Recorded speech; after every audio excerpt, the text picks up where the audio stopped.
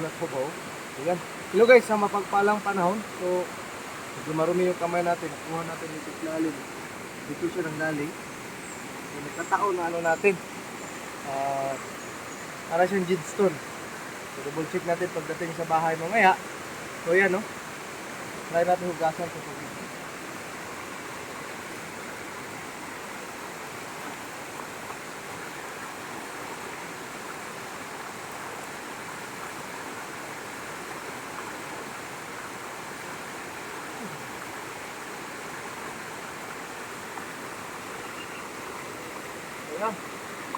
Napakakintab, no? Hindi naman siya bote kasi makapal. Hindi natin alam kung ano to, pero para sa akin jidstone. Hindi naman siya matalas, oh. Yan.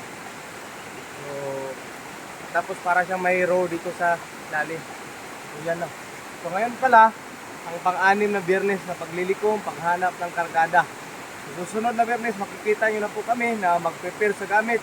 Gawa ng mader na langisan na naman. Pagkatapos magbahagi naman po tayo, magbasbas, mag-ritual, magkonsagra, at lahat ng magpaparitual ay riritualan.